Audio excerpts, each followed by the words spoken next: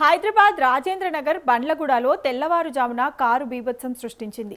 Sharada school ముందు ఉదయం 5 గంటల సమయంలో తండ్రి తన కుమారుడితో కలిసి స్కూటీపై షటిల్ ఆడేందుకు వెళ్తుండగా అతివేగంగా దూసుకొచ్చిన కారు స్కూటీని బలంగా ఢీకొట్టింది.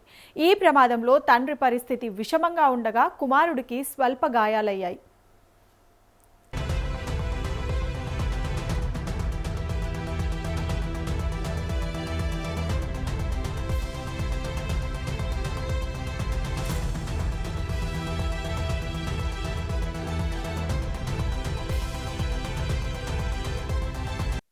ప్రమాదం జరిగిన వెంటనే స్థానికులు స్పందించి పోలీసులకు సమాచారం అందించారు.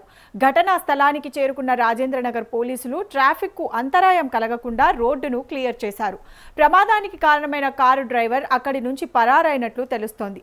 దీంతో పోలీసులు కేసు నమోదు చేసి పరిసర ప్రాంతాల్లోని సీసీటీవీ ఫుటేజ్, ఇతర ఆధారాలను పరిశీలిస్తూ పరారీలో ఉన్న డ్రైవర్ను గుర్తించే ప్రయత్నం చేస్తున్నారు.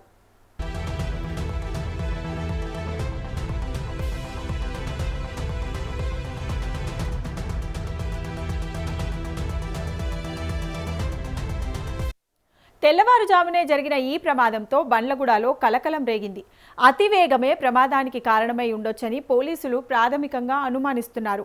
అయితే ప్రమాదానికి సంబంధించిన పూర్తి వివరాలు, కారు డ్రైవర్ ఆచూకీ పోలీసుల దర్యాప్తులో తేలాల్సి ఉంది.